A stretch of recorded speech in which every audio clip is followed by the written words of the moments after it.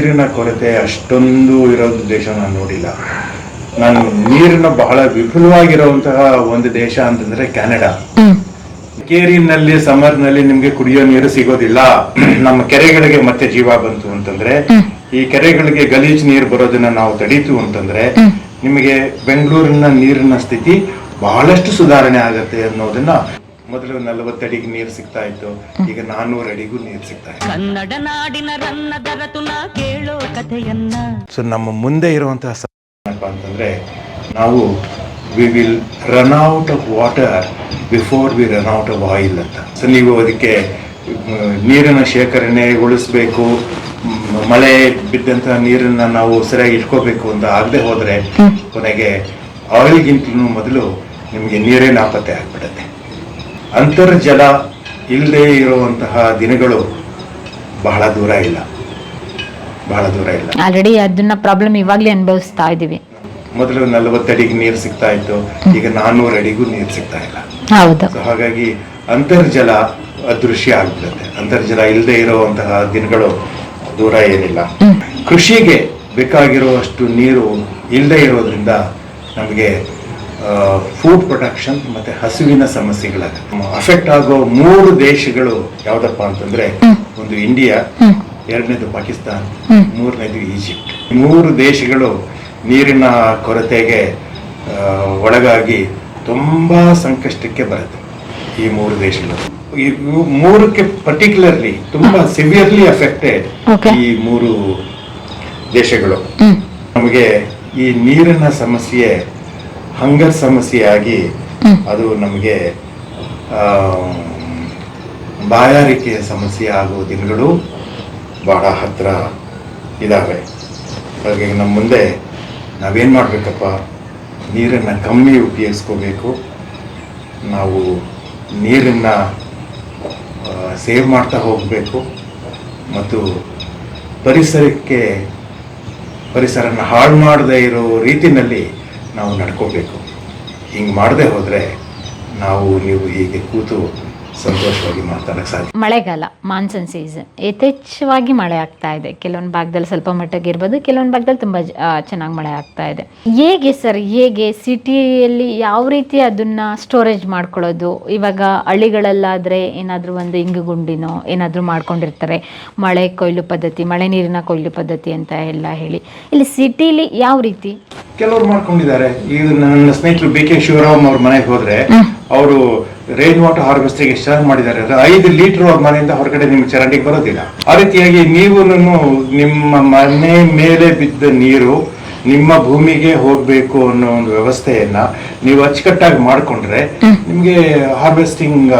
ಈಗ ನಿಮ್ ಬೆಂಗಳೂರಿನಲ್ಲೇನೆ ತುಂಬಾ ಜನ ತಜ್ಞರು ಹೇಳಿದ್ದಾರೆ, ನೀವು ರೈನ್ ವಾಟರ್ ಹಾರ್ವೆಸ್ಟಿಂಗ್ ನೀವು ಸರಿಯಾಗಿ ಮಾಡ್ಕೊಂಡ್ರೆ ಮತ್ತೆ ನಮ್ಮ ಕೆರೆಗಳಿಗೆ ಮತ್ತೆ ಜೀವ ಬಂತು ಅಂತಂದ್ರೆ, ಈ ಕೆರೆಗಳಿಗೆ ಗಲೀಜ್ ನೀರು ಬರೋದನ್ನ ನಾವು ತಡೀತು ಅಂತಂದ್ರೆ ನಿಮಗೆ ಬೆಂಗಳೂರಿನ ನೀರಿನ ಸ್ಥಿತಿ ಬಹಳಷ್ಟು ಸುಧಾರಣೆ ಆಗತ್ತೆ ಅನ್ನೋದನ್ನ ನಾವು ಪತ್ರಿಕೆಗಳಲ್ಲಿ ಮೇಲಿಂದ ಮೇಲೆ ಓದ್ತಾ ನಾವು ತುಂಬಾ ಜನ ತಜ್ಞರು ಈ ವಿಷಯ ಹೇಳಿದ್ದಾರೆ. ಅದು ಸುಧಾರಣೆ ಆಗ್ಬೇಕಲ್ಲ, ಯಾವಾಗ ಆಗುತ್ತೆ? ಇದಕ್ಕೆ ಪ್ರತಿಯೊಬ್ರು ಅದ್ರ ಬಗ್ಗೆ ಇದು ನನ್ನ ಜವಾಬ್ದಾರಿ, ನಾನು ಮಾಡ್ಬೇಕು ಅಂತ ಹೇಳಿ ಹೊರಡ್ಬೇಕು.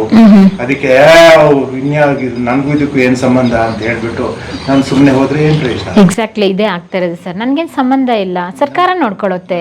ಯಾರೋ ಏನೋ ಮಾಡ್ತಾರೆ, ನಾನು ಯಾಕೆ ಮಾಡ್ಕೋಬೇಕು ಅಂತ ಹೇಳ್ತೀನಿ. ನಾನು ಶೇವ್ ಮಾಡ್ಕೋಬೇಕಾದ್ರೆ ನಲ್ಲಿ ತಿರುಗಿಬಿಟ್ಟು ನಾನು ಶೇವ್ ಮಾಡ್ಕೊಂತೀನಿ. ಅದಕ್ಕೆ ನನಗೆ ಬೇಕಾಗಿರೋದು ಇಷ್ಟು ಮಾತ್ರ ನೀರು, ಅದನ್ನ 5 ಲೀಟರ್ ನೀರನ್ನ ನಾನು ವೇಸ್ಟ್ ಮಾಡ್ತೀನಿ. ನಾನು ಹಲ್ಲುಜ್ಬೇಕು, ನಾನು ನಲ್ಲಿ ತಿರುಗಿಸ್ಬಿಟ್ಟು ಹಲ್ಲುಜ್ತಾ ಇರ್ತೀನಿ. ನನ್ಗೆ ಅಷ್ಟೊಂದು ನೀರು ಬೇಕಾ ನಾನು ಹಲ್ಲುಜ್ಕೊಂಡು ನನ್ನ ಬಾಯಿನ ಮತ್ತೆ ನನ್ನ ಟೂತ್ ಬ್ರಷ್ ನಾನು ಕ್ಲೀನ್ ಮಾಡೋದಕ್ಕೆ ಬೇಡ. ಹಾಗಾಗಿ ನೀವು ಯೋಚನೆ ಮಾಡಬೇಕು, ನನಗೆ ಎಷ್ಟು ನೀರು ಬೇಕು ಅಷ್ಟು ನೀರನ್ನು ಮಾತ್ರ ನಾನು ಉಪಯೋಗಿಸ್ಕೊಂತೀನಿ.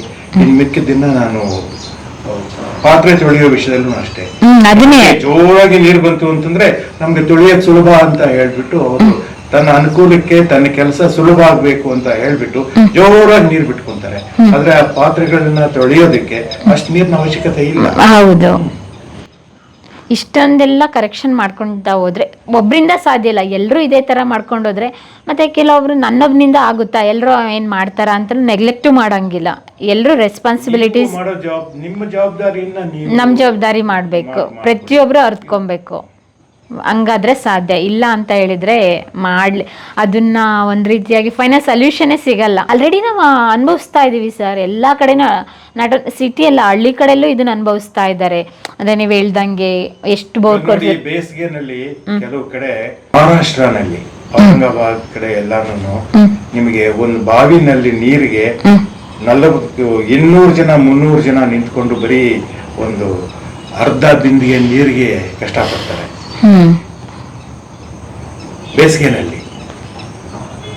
ಮತ್ತೆ ನೆಲ ಬಿರುಕು ಬಿಟ್ಟಿದೆ, ಒಬ್ಬ ವಯಸ್ಸಾದ ರೈತ ಕೊನೆಗೆ ಆಕಾಶ ಹಿಂಗ್ ನೋಡ್ತಾ ಇರ್ತಾನೆ, ನೆಲ ಬಿರುಕು ಬಿಟ್ಟಿದೆ, ಇದಕ್ಕೆ ನೀರ್ ಬೇಕು ನೀರ್ ಬೇಕು ನೀರ್ ಬೇಕು ಅಂತ. ಇದಕ್ಕೆ ನಾವು ಸರಿಯಾಗಿ ನಮ್ಮ ನಿರ್ವಹಣೆ, ನಮ್ಮ ಜವಾಬ್ದಾರಿಗಳನ್ನ ನಾವು ಮಾಡ್ಕೊಳ್ಳದೆ ಇರೋದ್ರಿಂದ ನಾವು ಈ ಹಂತಕ್ಕೆ ಬರ್ತಾ ಇದ್ದೀವಿ. ಇವಾಗ ಮಲೆನಾಡಲ್ಲೂ ಕೂಡ ನೀರಿನ ಕ್ಷಾಮ ಉಂಟಾಗಿದೆ ಸರ್. ಮಲೆನಾಡಲ್ಲೂ ಮಡಿಕೇರಿನಲ್ಲಿ ಸಮರ್ನಲ್ಲಿ ನಿಮ್ಗೆ ಕುಡಿಯೋ ನೀರು ಸಿಗೋದಿಲ್ಲ. ಅದಕ್ಕಿಂತ ಉದಾಹರಣೆ ಬೇಕಾ? ಹಾ, ನಾವು ಕಳೆಸಲ ಶಿವಮೊಗ್ಗ ಪೀಕ್ ಆಫ್ ಸಮರ್ ನಲ್ಲಿ ನಿಮ್ಗೆ ಮಡಿಕೇರಿನಲ್ಲಿ ನಿಮ್ಗೆ ಕುಡಿಯೋ ನೀರು ನಿಮ್ಗೆ ಕಷ್ಟ. ಆಂಡೀಸ್ ಅನ್ನುವ ಒಬ್ರು ವ್ಯಕ್ತಿ ವಾಷಿಂಗ್ಟನ್, ಸಿಯಾಟಲ್, ವಾಷಿಂಗ್ಟನ್ ಅಂದ್ರೆ ಕ್ಯಾಲಿಫೋರ್ನಿಯಾ ಇಟ್ಟು ಮೇಲ್ಗಡೆ ಇರೋ ವಾಷಿಂಗ್ಟನ್ ಸ್ಟೇಟ್ ನಲ್ಲಿ ಅವರು ವಾಟರ್ ಇನ್ ಇಂಡಿಯಾ ಅಂತ ಬರ್ತಿದ್ದಾರೆ. ಕಾವೇರಿ ಬಗ್ಗೆನೂ ಇದೆ. ಅದು ಅಷ್ಟು ಸುಲಭವಾಗಿ ಓದುವಂತ ಪುಸ್ತಕ ಅಲ್ಲ, ತುಂಬಾ ಕಷ್ಟ. ಅದು ಭಾಷೆನೂ ಕಷ್ಟ, ಮತ್ತೆ ಅದು ವಸ್ತುನೂ ಬಹಳ ಕಷ್ಟ. ಅದರಲ್ಲಿ ಅವ್ರು ಹೇಳಿರೋದೇನಪ್ಪಾ ಅಂತಂದ್ರೆ, ನಾವು ಈ ದೇಶದಲ್ಲಿ we have failed as a nation in maintaining water, in management of water. Water in India ಅನ್ನೋದೇನೆ ಆ ಪುಸ್ತಕದ, ನಾನು ನಿಮ್ಗೆ ತೋರಿಸ್ತೀನಿ ಆ ಪುಸ್ತಕನ, ನನ್ನ ಹತ್ರ ಇದೆ. Water in India, we as a nation have failed in water management ಅನ್ನೋದು ಆ ಪುಸ್ತಕದ ಸಮರಿ. ಓಕೆ, ಅಂದ್ರೆ ನಮ್ಮ ಇಂಡಿಯಾ ಬಗ್ಗೆ ಹೇಳ್ತಾ ಇದ್ದು, ಕರ್ನಾಟಕದ ಬೇರೆ ಕಂಟ್ರೀಸ್ ಅಲ್ಲೆಲ್ಲ ವಾಟರ್ ಮ್ಯಾನೇಜ್ಮೆಂಟ್ ಬಗ್ಗೆ ಎಲ್ಲ ಹೇಗಿದೆ ಸರ್? ಅಲ್ಲಿ ಜನಗಳಿಗೆ ಅವೇರ್ನೆಸ್ ಇದೆಯಾ, ಅಥವಾ ಅಲ್ಲೂ ಇದೇ ತರನಾ? ನಾನು ನೋಡಿರೋ ದೇಶಗಳಲ್ಲಿ ಈ ನೀರಿನ ಕೊರತೆ ಅಷ್ಟೊಂದು ಇರೋದು ದೇಶ ನಾನು ನೋಡಿಲ್ಲ. ನಾನು ನೀರಿನ ಬಹಳ ವಿಪುಲವಾಗಿರುವಂತಹ ಒಂದು ದೇಶ ಅಂತಂದ್ರೆ ಕೆನಡಾ. ನೀವು ಕೆನಡಾಗೆ ಹೋಗಿ 70% ಕಾಡು, 20% ನೀರು, ಇನ್ 10% human habitation, which includes a very vast and efficient network of roads from the east coast to the west coast. Wow. 10% ನಲ್ಲಿ ನಿಮಗೆ ಒಂದು ಮನೆ ಮಾತ್ರ ಇಲ್ಲಿರುತ್ತೆ. ಈ ಮನೆಗೆ ಬೇಕಾಗಿರುವಂತಹ ರಸ್ತೆ ಸಂಪರ್ಕ ಇರುತ್ತಲ್ಲ, ಅದು 9 ಆಗುತ್ತೆ. ಸೊ ಹಾಗಾಗಿ ನಿಮ್ಗೆ ಹ್ಯೂಮನ್ ಹ್ಯಾಬಿಟೇಷನ್ ಬರೀ ಒಂದು ಭಾಗ ಮಾತ್ರ.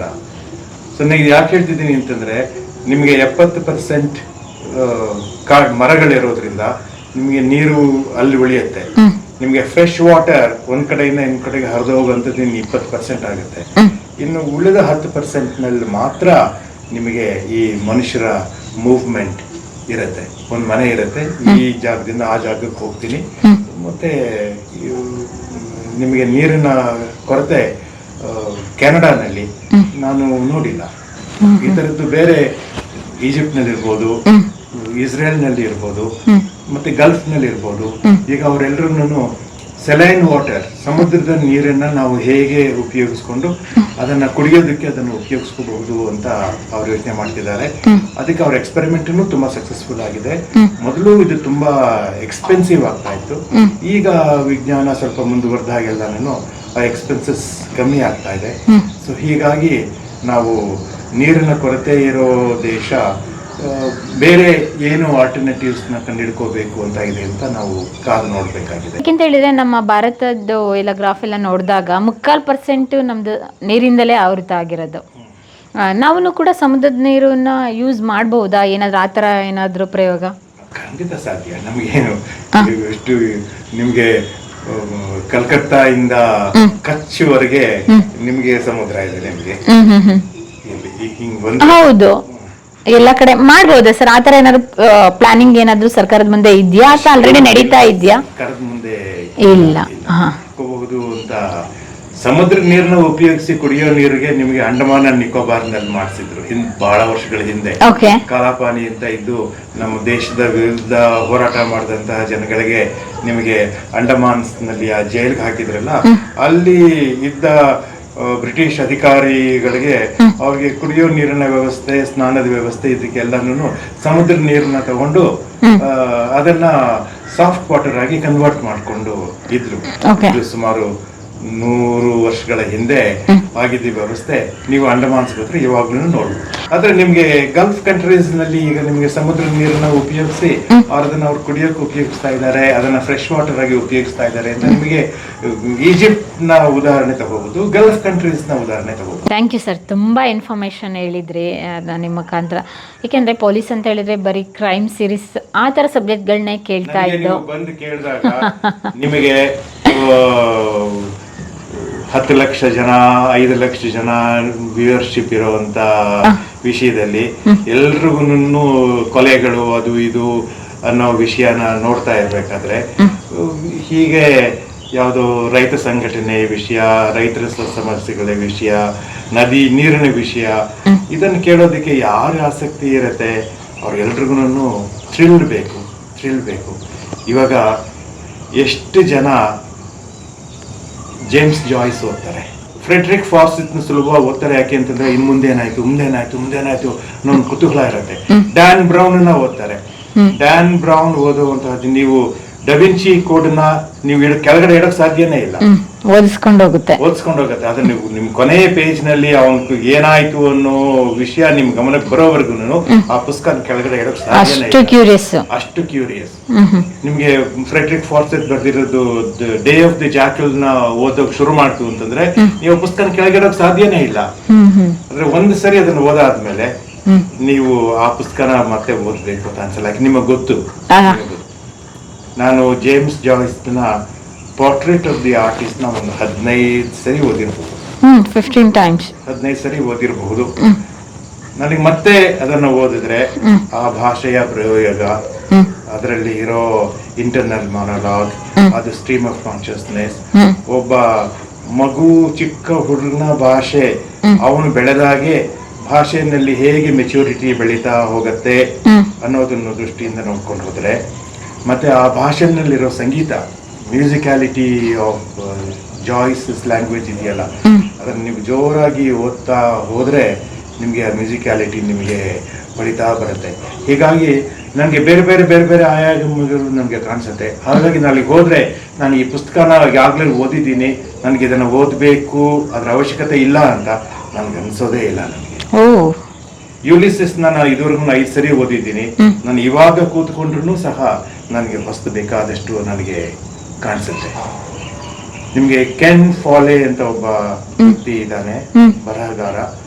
ಅವನು 800 ವರ್ಷದ ಹಿಂದೆ, 1000 ವರ್ಷದ ಹಿಂದೆ ನಿಮ್ಗೆ ಇಂಗ್ಲೆಂಡ್ ನ ಜನಜೀವನ ಹೆಂಗಿತ್ತು, ಎಷ್ಟು ಕಷ್ಟದಲ್ಲಿ ಜನಗಳು ಬದುಕ್ತಾ ಇದ್ರು, ಅವನಿಗೆ ನಿಮ್ಗೆ ಕಿಂಗ್ ಹೆನ್ರಿ ಮತ್ತೆ ಥಾಮಸ್ ಬೆಕೆಟ್ ನ ಸಮಯ ಹೆಂಗಿತ್ತು ಅನ್ನೋ ವಿಷಯಗಳನ್ನ ನಿಮ್ಗೆ ಕೆನ್ ಫಾಲೆ ಹೇಳ್ತಾನೆ. ಹಾಗೆ ಕೆನ್ ಫಾಲೆನ ಎಷ್ಟು ಜನ ಓದ್ತಾರೆ, ಜೇಮ್ಸ್ ಜಾಯ್ಸ್ ನ ಎಷ್ಟು ಜನ ಓದ್ತಾರೆ, ಅದು ಅವರವರ ಅಭಿರುಚಿ. ಸೊ ಈಗ ನಿಮಗೆ ಈಗ ದರ್ಶನ್ ವಿಷಯ ಓದ್ಬೇಕು ಕೇಳಬೇಕು ಅಂತಂದ್ರೆ ಸುತ್ತ ಜನಗಳು ಮಾಡ್ತಾರೆ. ನಮ್ಮ ಸ್ನೇಹಿತರನ್ನೇ JV ರಂಗಸ್ವಾಮಿ ಈ ದರ್ಶನ್ಗುನು ನನ್ನ ಫ್ರೆಂಡ್ ಸೋಮಶೇಖರ್ಗುನು ಇದ್ದದ್ದು ಒಂದು ಕಂಪ್ಯಾರಿಸನ್ ಇತ್ತು. ಅದನ್ನ ಒಂದು ವಾರದಲ್ಲೇನೆ 2 ಲಕ್ಷ ಜನ ನೋಡ್ಬಿಟ್ರು. ಅದನ್ನ ನಮ್ಮ ದೇಶದ ಪೊಲೀಸ್ ವ್ಯವಸ್ಥೆ ಬಗ್ಗೆ ನಾನು ಮಾತನಾಡಿದ್ದೀನಿ, 6,000 ಜನ ನೋಡಿದ್ದಾರೆ. ನಮ್ಗೆ ಮೊದಲನೇ ಸ್ವಾತಂತ್ರ್ಯ ಸಂಗ್ರಾಮದ ನಂತರ ನಮ್ಮ ದೇಶದ ಪೊಲೀಸ್ ವ್ಯವಸ್ಥೆ ಹೇಗೆ ಬಂತು, ಹೊಸ ವ್ಯವಸ್ಥೆ ಹೇಗೆ ಬಂತು, ಮತ್ತೆ ಪೊಲೀಸ್ ವ್ಯವಸ್ಥೆ ಬದಲಾವಣೆ ಆಗ್ಬೇಕಾ ಮತ್ತೆ ಬೇಡವಾ? ಯಾಕಪ್ಪ ಅಂತಂದ್ರೆ ನಾನು ಒಳ್ಳೆ ಪೊಲೀಸ್ ಆಗಿದ್ರೆ ನಿಮ್ಗೆ ಒಳ್ಳೇದು, ನಾನು ಕ್ರಿಮಿನಲ್ ಆಗಿದ್ರೆ ನಿಮ್ಗೆ ಪ್ರಯೋಜನ. ನಿಮ್ಮ ಸಮಸ್ಯೆಗಳಿಗೆ ಇನ್ನೊಂದು ಸಮಸ್ಯೆ ನಾನಾಗಿ ಪರಿವರ್ತನೆಗೊಳ್ತೀನಿ. ಹಾಗಾಗಿ ನಿಮ್ಗೆ ಯಾವ ತರದ ಪೊಲೀಸ್ ವ್ಯವಸ್ಥೆ ಬೇಕು ಅನ್ನೋದು ಸಾಮಾನ್ಯ ಜನರ ಸಮಸ್ಯೆ. ಅದ್ರ ಬಗ್ಗೆ ನಿಮಗೆ ಕಾಳಜಿ ಇಲ್ಲದೆ ಹೋದ್ರೆ ನಾನೇನ್ ಮಾಡ್ಲಿ? ಒಬ್ರು 2 ಲಕ್ಷ ಒಂದು ಎಪಿಸೋಡ್ ನ ನೋಡ್ತಾರೆ, ಇನ್ನೊಬ್ರು 500 ಎಪಿಸೋಡ್. 20ರ ದಶಕದಲ್ಲಿ ಈ ಕೆಲವು ಈ ಸಿನಿಮಾಗೆ ಸಂಬಂಧಪಟ್ಟ ಮ್ಯಾಗಝೀನ್ಗಳು ಬಂತು. ಸ್ಟಾರ್ ಅಂಡ್ ಸ್ಟೈಲ್, ಫೆಮಿನಾ ಒಂದು ಸಮೀಕ್ಷೆ ನಡೆಸಿದ್ರು. ಅದ್ರ ಪ್ರಕಾರ ಯಾರು ಯಾವ ಕಾಲಂಗಳನ್ನ ಜಾಸ್ತಿ ಓದ್ತಾರೆ ಅನ್ನೋದು ನೋಡ್ತು ಅಂತಂದ್ರೆ, ಯಾರಿಗೆ ಯಾರ ಜೊತೆ ಲವ್ ಅಫೇರ್ ಇದೆ, ಯಾರ ಜೊತೆ ಸಂಬಂಧ ಕಳ್ಕೊಂಡ್ರು ಅಂತಿಲ್ಲ, ಇದನ್ನ ಜಾಸ್ತಿ ಓದ್ತಾರೆ ಅಂತ. ಸೊ ಅವ್ರ ಎಡಿಟರ್ ಪ್ರಶ್ನೆ ಕೇಳಿದ್ರು, ಇಂಥ ಕಾಲಮ್ಗಳನ್ನ ಜಾಸ್ತಿ ಓದ್ತಾರೆ ಅನ್ನೋ ಒಂದು ಕಾರಣಕ್ಕೋಸ್ಕರ ನನ್ನ ಫೋಕಸ್ ಅದ್ರ ಬಗ್ಗೆನೇ ಇರ್ಬೇಕಾ ಅಥವಾ ಸಾಮಾನ್ಯವಾದ ಜನರ ಲೈಫ್ ಕನ್ಸರ್ನ್ ಆಗೋ ರೀತಿನಲ್ಲಿ ಬೇರೆ ವಿಷಯದ ಬಗ್ಗೆ ನನ್ನ ಕನ್ಸರ್ನ್ ಇರಬೇಕಾ ಅನ್ನೋ ಒಂದು ಪ್ರಶ್ನೆನ ಕೇಳಿ ಅದನ್ನು ಬಿಟ್ಬಿಟ್ರು. ಸೊ ಹಾಗಾಗಿ ಜನ ಕಾರಂತರು ಓದ್ತಾರೆ ನಮ್ಮ ದೇಶದಲ್ಲಿ, ನಮ್ಮ ಕರ್ನಾಟಕದಲ್ಲಿ. ಯಾರಿಗೂ ಬೇಡ, ಯಾರಿಗೂ ಬೇಕಾಗಿಲ್ಲ. ಕಾರಂತರು ಬರೆದಿರೋ ಪುಸ್ತಕಗಳನ್ನ ಎಷ್ಟು ಜನ ಓದ್ತಾರೆ? ಯಾರಿಗೂ ಬೇಕಾಗಿಲ್ಲ ಸರ್. ಕಾರಂತರದ್ದು ಮರಳಿ ಮಣ್ಣಿಗೆ ಏನು ಸಖತ್ತಾಗಿದೆ ಇರ್ಬೋದು, ಅವ್ರ ಲೈಫ್ ಜರ್ನಿ ಬಗ್ಗೆ ಬರ್ಕೊಂಡಿರೋಂಥ ಪುಸ್ತಕಗಳಿರ್ಬೋದು, ನಾನು ಓದಿದ್ದೀನಿ, ಓದಿಸ್ಕೊಂಡು ಹೋಗುತ್ತೆ. ಬಟ್ ಅದ್ರಲ್ಲಿ ಆಸಕ್ತಿ ಇರಬೇಕಷ್ಟೇ, ರೇರ್ ಅಷ್ಟೇ ಹೇಳೋದು. ನೀವು ಹೇಳಿದ್ರಲ್ಲ ಸಮೀಕ್ಷೆ ಪ್ರಕಾರ ನಿಮ್ಮ ಫೋಕಸ್ ಏನು, ನಿಮ್ಗೆ ಏನು ತಿಳ್ಕೋಬೇಕು, ನಿಮ್ಗೆ ಥ್ರಿಲ್ ಬೇಕಾ ಅಥವಾ ನಿಮ್ಗೆ ಸುಪೀರಿಯರ್ ಎಂಟರ್ಟೈನ್ಮೆಂಟ್ ಬೇಕಾ? ಎಲಿಯಟ್ ಹೇಳ್ದ, ಸಾಹಿತ್ಯ ಈಸ್ ಸುಪೀರಿಯರ್ ಎಂಟರ್ಟೈನ್ಮೆಂಟ್ ಅಂತ ಹೇಳ್ದ. ಇವಾಗ ನೋಡಿ, ನಮ್ಮ ಹತ್ರ ಸರೋದ್ ಸಿತಾರ್ ಅಂತ ವಾದ್ಯಗಳಿದಾವೆ. ಅದರಲ್ಲಿ ಯಾರಾದ್ರೂ ಸೌಂಡ್ ಆಫ್ ಮ್ಯೂಸಿಕ್ ಹಾಡುಗಳನ್ನ ಬಾರಿಸ್ತು ಅಂತ ತುಂಬಾ ಖುಷಿ ಪಟ್ಬಿಟ್ಟು ಹೊಟ್ಟೋಗ್ತೀವಿ ನಾವು. ಆದ್ರೆ ಸರೋದ್ನಲ್ಲಿ ಸೌಂಡ್ ಆಫ್ ಮ್ಯೂಸಿಕ್ ಬಾರಿಸ್ಬೇಕಾ ನಾನು? ಸರೋದ್ ಇರೋದನ್ನೇ ನಿಮಗೆ ಬಿಲಾಸ್ ಖಾನಿ ತೋಡಿ ಕೇಳೋದಿಕ್ಕೆ, ವಸಂತ ಮುಖಾರಿ ಕೇಳೋದಿಕ್ಕೆ, ಆ ಥರದ ರಾಗಗಳನ್ನ ಕೇಳೋದಿಕ್ಕೆ ಬಹಳ ದೊಡ್ಡ ವಾದ್ಯ ಅದು. ಅದ್ರ ಬದಲು ನನಗೆ ಡೋರೇಮಿ ಬಾರಿಸ್ಬಿಟ್ಟು ನಾನು ನಿಮ್ಗೆ ಕಳಿಸಿದ್ರೆ ನೀವು ತುಂಬಾ ಖುಷಿಯಿಂದ ಹೋಗ್ತೀರಿ. ಬಟ್ ಸಾಧ್ಯದಷ್ಟು ಈ ವಿಷಯಗಳು ನಮ್ಮ ಕರ್ನಾಟಕ ಜನಕ್ಕೆ ತಲುಪಬೇಕು ಅಂತ ಹೇಳಿದ್ರೆ ನೀವು ವಿಡಿಯೋ ನೋಡಿ ಸುಮ್ಮನೆ ಆಗಬಾರ್ದು, ಶೇರ್ ಮಾಡಬೇಕು. ನಿಮ್ಮ ಅಭಿಪ್ರಾಯ ಅನಿಸಿಕೆಗಳು ಏನೇ ಇದ್ರು ಕಮೆಂಟ್ಸ್ ಮಾಡಬೇಕು.